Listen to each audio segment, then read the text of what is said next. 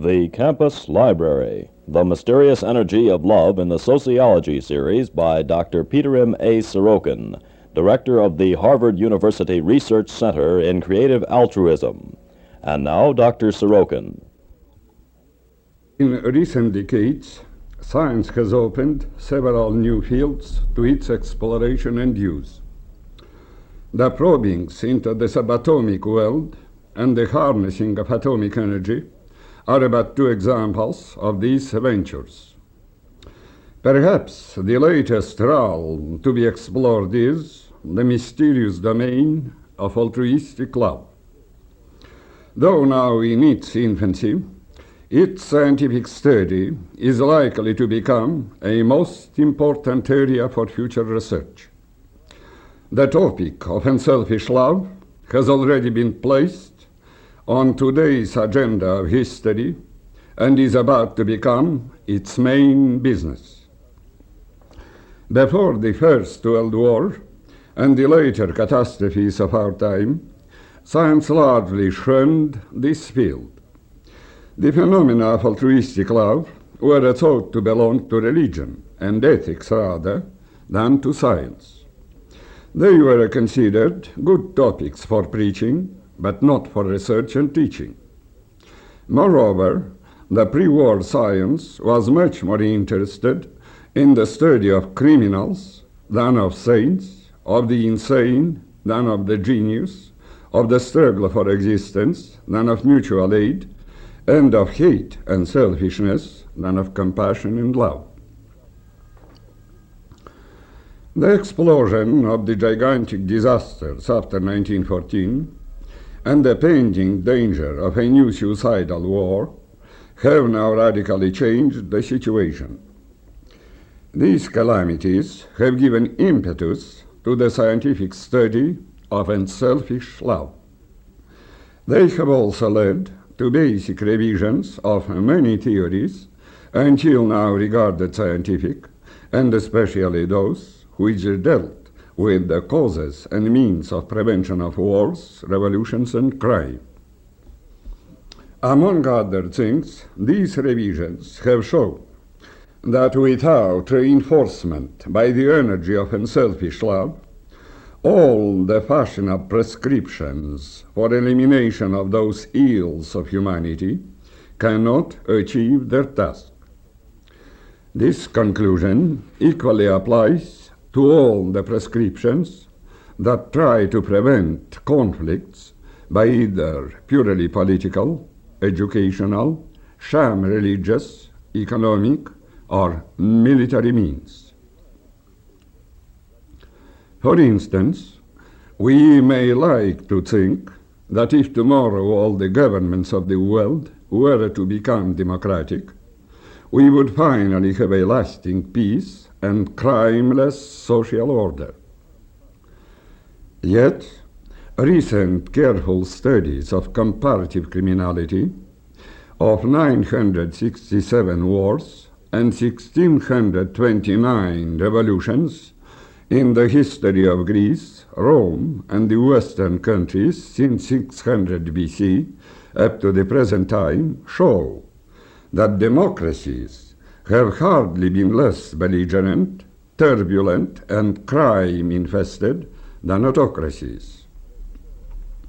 The same goes for education in its present form as a panacea against international wars, civil strifes, and crimes. Since the 10th century on, up to the present time, education has made enormous strides forward. The number of schools of all kinds, the percent of literacy, and the number of scientific discoveries and inventions have greatly increased. Yet, the number and deadliness of wars, bloody revolutions, and grave crimes have not decreased at all. On the contrary, in this most scientific and most educated 20th century, they have reached unrivaled heights and have made this century the bloodiest in the past 25 centuries of Greco-Roman and Western history. Similarly, The tremendous progress of knowledge and domestication of all forms of physical energy has not given man any lasting peace. Rather, it has greatly increased his chances of being destroyed in all forms of interhuman conflicts. Even shallow, purely verbalistic and ritualistic religion does not help much in this task, if such an easy religion is not implemented by deeds of unselfish love. Jesus, St. James, and St. Paul quite correctly stated that faith without works is dead, and that in Jesus neither circumcision availeth anything nor uncircumcision, but faith which worketh by love. As systematic practice of the commandments of love is much more difficult than a mere verbalistic, ritualistic profession of faith, the truly religious, who unfailingly practice their moral commandments, have always made up an insignificant minority of the members of any religious group. Among millions of Christians, there are a few who regularly practice such precepts of the Sermon on the Mount as love your enemies, do good to them that hate you, whosoever shall smite thee on thy right cheek, turn to him the other also, or most of the other precepts of this sermon. The same is true of the followers of other religions, with a multi-million membership. When we investigated 73 converts of a popular evangelist, we found out that only one of these mass assembly line converts had tangibly changed his overt behavior in an altruistic direction. This deep chasm between noble preachings and ignoble practices explains the modest results of religions in the prevention of strife. As this chasm seems to have deepened during the last few centuries, there is a little chance for the verbalistic religions to achieve this task in the future. Finally, the same is to be said about other magic prescriptions for elimination of the deadly forms of social conflicts. Neither an establishment of the communistic or socialistic or capitalistic economies can accomplish this task, because none of the historical societies with these types of economies have been free from this strife. No more hopeful are the beliefs in the establishment of a lasting international or internal peace by the means of a massive retaliation by nuclear and other ultimate instruments of warfare.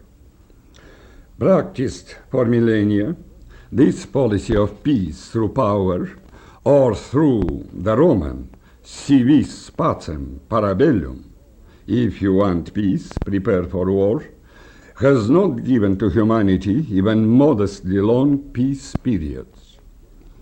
Recent studies show that on the average, the incidents of war occurred every 2 to 4 years in Greco-Roman and Euro-American history, while the incidents of an important internal disturbance took place about every 5 to 17 years in these countries.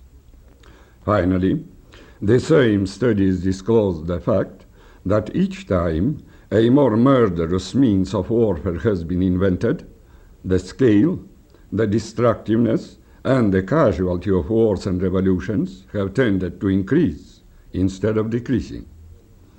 These sinister facts sufficiently well demonstrate the hopelessness of these policies for the realization of a lasting peace. To sum up, the unforgettable lesson given by the catastrophes of this century convincingly shows that without increased production, accumulation, and circulation of the energy of unselfish love, none of the other means can prevent future suicidal wars, nor can it establish an harmonious order in human universe. The mysterious forces of history seem to have given man an ultimatum: perish by your own hands, or rise to a higher moral level through the grace of creative love.